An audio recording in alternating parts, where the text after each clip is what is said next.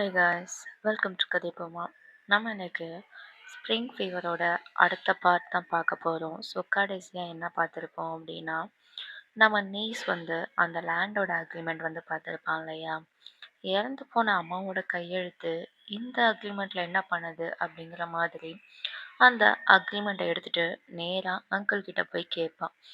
இந்த அக்ரிமெண்ட்டில் அம்மாவோட கையெழுத்து எப்படி, அவங்க உயிரோட தான் இருக்காங்களா சொல்லுங்க அப்படிங்கிற மாதிரி கத்த வீட்டில் இருந்து அந்த லாயரும் க்ரஷுமே வெளியே வந்து என்னாச்சு அப்படிங்கிற மாதிரி கேட்பாங்க. அந்த டைமில் என்ன பண்ணிடுவான் அப்படின்னா, கூப்பிட்டுட்டு வீட்டுக்குள்ளே போயிடுவான். அடுத்த நாள் எக்ஸாம் இருக்கும் இல்லையா, அந்த எக்ஸாம் முடிச்சுட்டு வீட்டுக்கு வரப்ப அவங்க அங்கிள் வந்து கேட்பாங்க, எக்ஸாம் வந்து நல்லா பண்ணியா, ஓகேவா, உனக்கு உங்கள் அம்மாவை பற்றி தெரிஞ்சுக்கணுன்னா எதுனாலும் என்கிட்ட கேளு, நானே உனக்கு ஆன்சர் பண்ணுறேன் அப்படிங்கிற மாதிரி சொல்லுவாங்க. ஆனால் நீஸ் என்ன நினச்சிப்பான் அப்படின்னா, எதுக்கு நான் உங்ககிட்ட கேட்கணும், இவ்வளோ வருஷம் வந்து போய் தானே சொல்லிக்கிட்டு இருந்தீங்க, என்னையவா உண்மை சொல்ல போகிறீங்க, அதனால் நான் வந்து எங்கள் அம்மா கிட்டே கேட்டுக்கிறேன் அப்படிங்கிற மாதிரி மனசுக்குள்ளே நினச்சிக்கிறான். அடுத்த நாள் லாயர் என்ன பண்ணுறான் அப்படின்னா, நம்ம டீச்சர் வந்து சொல்லியிருப்பாங்க இல்லையா, இந்த மாதிரி என்னோட ஃப்ரெண்ட் வந்து ஒருத்தவங்க டீச்சர் தான், அவங்கள வந்து பேரண்ட்ஸ் வந்து அசால்ட் பண்ணிட்டாங்க, அதுக்கு ஏதாவது கேஸ் அப்ளை பண்ண முடியுமாங்கிறத அவள் வந்து அவளோட கேஸையே வேற யாராவது கேஸ் மாதிரி சொல்லியிருப்பா.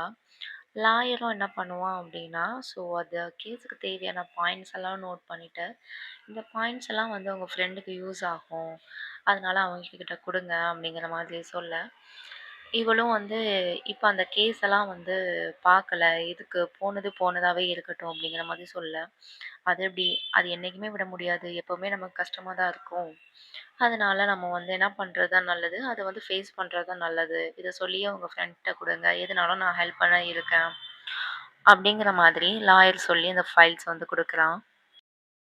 அடுத்த நாள் நம்ம நீஸோட கூட படிக்கிற ஒரு பையனோட பாட்டிக்கு வந்து 70வது பிறந்த நாளாக இருக்கும். ஸோ அதுக்கு இவங்க என்ன பண்ணியிருப்பாங்க அப்படின்னா, ஒரு பார்ட்டி மாதிரி ஆர்கனைஸ் பண்ணியிருப்பாங்க. அதோட ஃபுட் எல்லாமே நம்ம அங்கிள் தான் வந்து ப்ரிப்பேர் பண்ணியிருப்பாங்க. ஸோ எல்லாருக்கும் ஃபுட் ப்ரொவைட் பண்ணிட்டு இருக்கிறப்ப நம்ம டீச்சர் வந்து கேட்பாங்க, இந்த மாதிரி நீஸோட பிரச்சனை எல்லாம் ஓவரா சமாதானம் ஆயிட்டீங்களா, நல்லா பேசிட்டீங்களா அப்படின்னு. ஆனால் அந்த பார்ட்டியில் வந்து நீஸ் மட்டும் இருக்கவே மாட்டான். எங்கள் பாட்டிக்கு வெளியே க்ரஷ் இருக்கா இல்லையா, க்ரஷ் வந்து நீஸோட ஃப்ரெண்டுக்கிட்ட எங்கே அவனை காணவே இல்லை அப்படின்னு கேட்குறப்ப, அவன் இங்கே இருக்க மாட்டான், அவன் காலையிலேயே சியோல் போயிட்டான் அப்படிங்கிற மாதிரி உளறிடுவான். இவளும் அதை கேட்ட உடனே இந்த விஷயத்தை யார்கிட்ட சொல்கிறா அப்படின்னா, உங்கள் அங்கிள்கிட்ட வந்து சொல்லிடுறா. ஸோ நீஸ் வந்து எதுக்காக சியோல் போயிருப்பான்னா, அவங்க அம்மாவை பார்க்குறதுக்காக சியோ கிளம்பியிருப்பான். இந்த பார்ட்டில என்ன ஆயிடும் அப்படின்னா, அந்த ஊர்ல மார்க்கெட்ல வேலை பார்க்குறவங்க, அதுக்கப்புறம் அந்த டாகிய வந்து ட்ரீட் பண்ணியிருப்பாங்களே அந்த டாக்டரு, அந்த மாதிரி எல்லாருமே வந்திருப்பாங்க. ஸோ இவங்க எவ்வளோ ஒரு அழகான கப்பல் அப்படிங்கிற மாதிரி எல்லார் முன்னாடியும் சொல்ல, இவங்களோட அந்த மறைச்சு வச்சிருக்கக்கூடிய ரிலேஷன்ஷிப் வந்து இப்போ ஊருக்கே வந்து தெரிஞ்சிருது. இப்போ நீஸ் வேற சியோல் போயிட்டான் இல்லையா, அதனால என்ன பண்ணுறாங்கன்னா 2 பேரும் அவனை தேடி வந்து ஸ்டேஷன் ஓடுறாங்க. நீஸும் தயக்கத்தோடவே எங்க அம்மாவ பார்க்க போறான். பட் அவங்க அம்மா பார்த்த உடனே என்ன பண்றாங்க அப்படின்னா, வெளிய கூட்டிட்டு போயிட்டு 2 பேருமே லஞ்ச் வந்து சாப்பிடுறாங்க. ஸோ அப்போ கேட்குறான், "எதுக்காக வந்து என்னைய தனியா விட்டுட்டு போயிட்டீங்க? ஏன் வந்து என்னைய பார்க்க வரல?" அப்படின்னு கேட்குறப்ப, அவங்க அம்மா என்ன சொல்றாங்க அப்படின்னா, "இல்ல, நான் வந்து அப்போ ரொம்பவே சின்ன பொண்ணு. உன்ன பார்த்துக்க முடியல. அதுக்காக சம்பாதிக்கிறதுக்கு தான் சியோலுக்கு வந்தேன். ஆனா அதுக்கப்புறமா உங்க அங்கிள் வந்து உன்னைய கூட்டிட்டு வேற இடத்துக்கு போயிட்டாங்க. உங்க அங்கிளுக்கு நான் உன்ன பார்க்க வர்றது பிடிக்காது. தான் அப்படிங்கிற மாதிரி சொல்ல, நம்ம க்ரஷுக்கு ஒண்ணும் புரியாது. என்னது அங்கிள் வந்து பார்க்கக்கூடாதுன்னு சொன்னாங்களா? அப்படிங்கிற மாதிரி. இருந்தாலும் நம்ம அம்மாவ பார்த்துட்டோம் அப்படிங்கிற சந்தோஷத்துல வந்து, க்ரஷ் வந்து அங்கேருந்து கிளம்பவும், சரி எப்படியும் நம்பர் வாங்கிட்டு வந்துரலாம் அப்படிங்கிற மாதிரி திரும்பி அவங்க அம்மாவ பார்க்க போனா, அவங்க அம்மா வந்து ஃபோன் கால்ல இருப்பாங்க. என்ன பேசிட்டு இருப்பாங்க அப்படின்னா, இந்த மாதிரி நீ என்னெல்லாம் சொல்ல சொன்னியோ அது எல்லாமே சொல்லிட்டேன். அவன் எப்போ வந்தாலும் என்னைய பார்க்கலாம், எப்போ வேணாலும் பேசலாம் அப்படிங்கிற மாதிரிலாம் சொல்லியிருக்கான். அதனால நீ அந்த நிலத்துல மட்டும் எனக்கு சைன் போட்டு குடுத்துர்றியா? என் குழந்தைய பிக்கப் பண்ண டைம் ஆயிடுச்சு. அப்படிங்கிற மாரி அவங்க அம்மா சொல்லுவாங்க.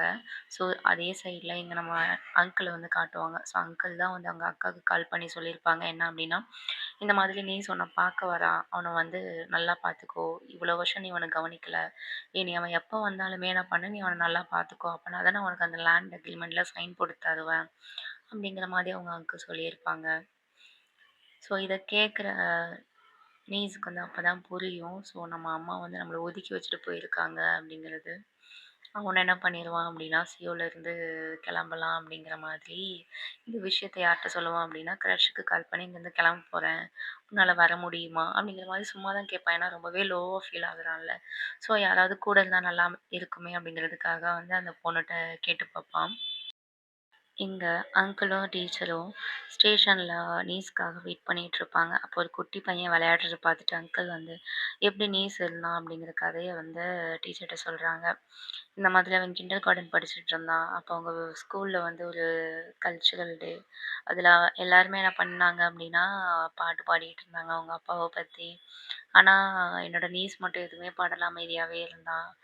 நான் வந்து லேட்டா தான் அதுக்கு போனேன். என்ன பார்த்த உடனே தான் பாட்டு பாட ஆரம்பிச்சான். பட் எல்லாருமே அவங்க அப்பாக்காக பாடுனாங்க. அவன் மட்டும் அவனோட மாமாக்காக பாடுனான்.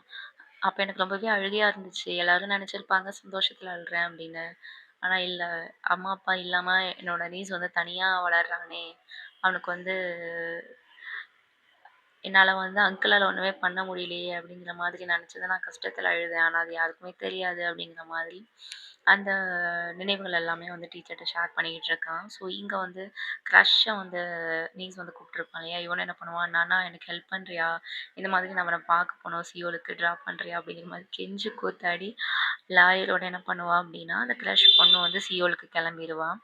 இப்ப அந்த லாயர் என்ன பண்ணுவான்னா, டைரக்ட்டா நீ அங்கிளுக்கு கால் பண்ணி, "டேய்! உனக்கு நான் ஸ்கூல்ல ஹெல்ப் பண்ணதே எனக்கு வந்து பெரிய தரித்திரம்னு நெனைக்கிறேன். நீ என்னடான்னா, என்னோட செல்ல தங்கச்சிய உன்னோட நீஸ்க்காக சியோலுக்கு வேற போக சொல்றியா நீயி?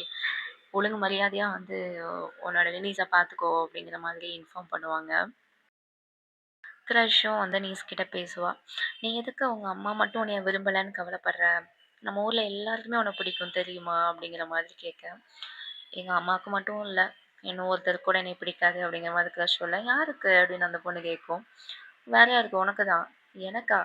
"ஆமா. பிடிக்காம தான் வந்து 400 கிலோமீட்டர் தள்ளி இருக்கிற உன்ன வந்து பார்க்குறதுக்கு அழகா கிளம்பிட்டு வந்திருக்கேன் பார்த்தியா நானு." அப்படிங்கிற மாரி சொல்ல, க்ரஷுக்கு வந்து புரிஞ்சிரும். அவன் என்ன பண்ணிருவான் அப்படின்னா, கன்ஃபஸ் பண்ணிருவான். அந்த பொண்ணு கன்ஃபஸ் பண்ணும். கடைசியா என்னன்னா, இவங்களோட காதல் வந்து இங்க செட் ஆயிரும். ஸோ, இப்போ நீஸ் வந்து வீட்டுக்கு வரான். ஸோ, அங்கிள் வந்து வெயிட் பண்ணிட்டு இருப்பாங்க. பட் அங்கிள் வந்து என்ன நடந்துச்சு? அந்த மாதிரி எதுவுமே கேட்க மாட்டாங்க. "என்னப்பா சாப்பிட்டியா? சாப்பிடலாமா?" அப்படிங்கிற மாதிரி உட்காந்து சாப்பிட ஆரம்பிப்பாங்க. அப்பதான் நீஸே வந்து சொல்லுவான். "இந்த மாதிரி எங்க அம்மாவ பார்த்தேன் இல்லையா? அவங்க வந்து ரெஸ்டாரண்ட் கூட்டு போனாங்க. அங்க சாப்பாடு சாப்பிட்டோம். நல்லா இருந்தது. ஆனா அத விட இந்த சாப்பாடு எனக்கு ரொம்பவே பிடிச்சிருக்கு." அப்படிங்கிற மாதிரி அங்க என்னென்ன நடந்துச்சோ வந்து அது ரொம்பவே வந்து ஜாலியா ஏதோ ஒரு எக்ஸிபிஷன் பார்த்த குழந்த மாதிரி சொல்லிக்கிட்டு இருப்பான். இவங்க அங்கிளும் வந்து, "சரி இப்பதான் நீ இவ்ளோ சந்தோஷப்படுவேன்னு தெரிஞ்சிருந்தா நான் அப்பவே உங்க அம்மாவ பார்க்க அனுப்பிச்சு வச்சிருப்பேன். இனி ஒண்ணும் பிரச்சனை இல்ல. அடிக்கடி நீ போய் பார்த்துட்டு வா." அப்படிங்கிற மாதிரி சொல்ல, நீஸ் என்ன சொல்லுவான் அப்படின்னா, "இல்ல, இல்ல. எனக்கு வந்து கொஞ்சம் கியூரியஸா இருந்துச்சு. அதனால தான். இப்ப அதெல்லாம் ஒண்ணும் பிரச்சனை கிடையாது. இனி நாங்க போறது ஐடியா இல்ல." அப்படிங்கிற மாதிரி சொல்லிருவான். அது தவிர்த்து அவங்க என்ன பண்ணியிருப்பாங்க மாட்டாங்கன்னா, 2 பேரும் வந்து இவன் என்ன ஃபீல் பண்றான், அங்கிள் என்ன ஃபீல் பண்றாங்கன்னு ஷேர் பண்ணிக்க மாட்டாங்க. அந்த டாபிக் வந்து அப்படியே முடிஞ்சிரும். அடுத்து நீஸ் என்ன சொல்லுவான் அப்படின்னா, "இந்த மாதிரி என் க்ரஷ் வந்து எனக்கு ஓகே சொல்லிட்டான். நாங்க வந்து அஃபிஷியலா கப்பிள்ஸ் ஆயிட்டோம்." அப்படிங்கிற மாதிரி சொல்ல, "சூப்பர்ரா தம்பி" அப்படிங்கிற மாதிரி என்கரேஜ் வேற பண்ணுவாரு. இந்த மாதிரி என்னன்னா, அவங்க ரிலேஷன்ஷிப் மறுபடியும் நார்மல் ஆயிரும். எங்க டீச்சரோட ஸ்கூல்ல டீச்சர் வந்து அங்கிளோட ரிலேஷன்ஷிப் இருக்கு தெரிஞ்சிரும் இல்லையா? ஸோ உடனே இங்க உட்காந்து மீட்டிங் போடுவாங்க டீச்சர்ஸ்குள்ள. அது எப்படி வந்து ஒரு டீச்சர் பேரண்ட்டோட வந்து ரிலேஷன்ஷிப்ல இருக்கலாம்? இப்படி பண்ணா வந்து பார்ஷியாலிட்டி காட்டுற மாதிரி ஆயிராதா? அந்த நீஸ்க்கு மட்டும். மத்தவங்கலாம் என்ன ஃபீல் பண்ணுவாங்கன்னு நெனைக்கிறாங்க? இது வந்து ரொம்பவே தப்பு. ஏன் இப்படி பண்றாங்க? அப்படிங்கிற மாதிரி பேச, இருந்தாலும் அவங்க வந்து ரிலேஷன்ஷிப்ல தானே இருக்காங்க. அதுல ஒண்ணும் தப்பு இல்லையே அப்படிங்கிற மாரி சில டீச்சர்ஸும் வந்து பேசுவாங்க. கரெக்ட்டா நம்ம டீச்சர் உள்ள என்டர் ஆக, நம்ம டீச்சர் வந்து ஒரு வாடகை வீட்ல இருப்பாங்க இல்லையா? ஒரு லேடி கொலீக். அவங்க என்ன பண்ணுவாங்கன்னா, எந்திரிச்சு மத்த டீச்சர்ஸ் வந்து கத்த ஆரம்பிச்சுருவாங்க. "என்ன அவ பார்ஷியாலிட்டி பார்க்குறான்னு சொல்றீங்க? நீங்க பார்க்காததையா? நீங்க தான் அந்த க்ரஷோட அப்பாக்குக்காக தானே அந்த பொண்ண வந்து நல்லா பார்த்துக்கிறீங்க. அது பார்ஷியாலிட்டி கிடையாதா? இப்படி பண்ணா தான் பார்ஷியாலிட்டியா? இப்ப தான் அந்த பொண்ணுக்கு வந்து வாழ வேண்டிய வயசு. அவ நெனச்சபடி வாழ்ந்துட்டு போட்டும். அதனால டீச்சர் நீங்க என்ன பண்ணுங்க, உங்களுக்கு என்ன பிடிச்சிருக்கோ அத பண்ணுங்க. அந்த பையன லவ் பண்றீங்களா? அதனால கண்டிப்பா என்ன பண்ணுங்க அப்படின்னா, லவ் பண்ணுங்க." அப்ப டீச்சருக்கு எப்படி இருக்கும் அப்படின்னா, இவங்க பழைய ஸ்கூல்ல வந்து இவங்கள ஒருத்தவங்க வந்து பழி சொல்லியிருப்பாங்க. ஆனா இவங்களுக்குன்னு பேச பெத்த அம்மா, அப்பா கூட வந்து என்ன பண்ணியிருக்க மாட்டாங்க அப்படின்னா, சப்போர்ட் பண்ணியிருக்க மாட்டாங்க. ஆனா இந்த டைம் ஒரு கொலீக் கூட வேலை பார்க்குறவங்க நமக்காக ஒருத்தவங்க சப்போர்ட்டுக்கு நிற்கிறாங்க அப்படிங்கிற ஒரு மன ஆறுதல் வந்து நம்ம டீச்சருக்கு இருக்கும். டீச்சரும் என்ன சொல்லுவாங்கன்னா, மத்த டீச்சர்ஸ் கிட்ட, நான் அந்த மாதிரி பார்ஷியலா பண்ற மாதிரிலாம் எதுவுமே பண்ணிக்க மாட்டேன். அதில வந்து கவனமா இருப்பேன் அப்படிங்கிற மாதிரி எல்லாத்துக்கிட்டயும் வந்து சொல்லி மன்னிப்பு கேட்பாங்க. வெளிய வந்து ஸ்கூலோட வெளிய அங்கிள் வந்து வெயிட் பண்ணிட்டு இருப்பாங்க டீச்சருக்காக. டீச்சர் வந்தோனே என்ன சொல்லுவாங்க அப்படின்னா, நம்ம வந்து இனி யார பத்தியும் கவலைப்பட தேவை கிடையாது. நம்ம சந்தோஷமா இருக்கலாம். நல்லா சிரிக்கலாம், நல்லா என்ஜாய் பண்ணலாம் அப்படிங்கிற மாரி சொல்லுவா. ட்ராமா ஸ்டார்ட்டிங்லேயே டீச்சரோட ஸ்லோகன் வந்து என்னவா இருக்கும் அப்படின்னா, யார பார்த்தும் சிரிக்காத, யார் கூடயும் சந்தோஷமா இருக்காத, ஃபன் பண்ணாத அப்படிங்கிறத சொல்லியிருப்பா. இப்போ அவளோட ஸ்லோகன் எல்லாமே ஹீரோவோட சேர்ந்தனால மாறி இருக்கும். இப்போ என்ன பண்ணுவாங்க அப்படின்னா, யார் பார்த்தாலும் என்ன அப்படிங்கிற மாதிரி இவங்க வந்து டின்னர் டேட்டு, பார்க்குக்கு அந்த மாதிரி கப்பிள்ஸா வந்து சுத்தி திரிவாங்க. இப்போ இவங்க ரிலேஷன்ஷிப் விஷயம் வந்து லாயருக்கு தெரியும் இல்லையா? இத வந்து டீச்சர் அம்மாகிட்ட வந்து சொல்ல, "எது உன்கிட்ட இருந்து பணத்த தூக்கிட்டு போயிட்டான்னு சொன்னியே ஒரு பையன், அவன் கூடயா என் பொண்ணு ரிலேஷன்ஷிப்ல இருக்கா? மறுபடியும் ஒரு பேரன்ட்டோட ரிலேஷன்ஷிப்ல இருக்காளா? அவளுக்கு எத்தன வாட்டி சொன்னாலும் புரியாதுன்னு நெனைக்கிறேன். நானே போய் பேசுறேன்." அப்படிங்கிற மாதிரி என்ன பண்ணுவாங்க அப்படின்னா, டீச்சரோட அம்மா என்ன பண்ணுவாங்க அப்படின்னா, டீச்சர பார்க்கறதுக்காக வந்து கெளம்பி வருவாங்க. ஸோ, இதோட இந்த எபிசோட முடிக்கிறாங்க. அவங்க என்ன புதிய பிரச்சனை கிளப்ப போறாங்க அப்படிங்கிறத வரப்போற அடுத்த எபிசோட்ல பார்க்கலாம். அதுவரைக்கும் have a nice day guys.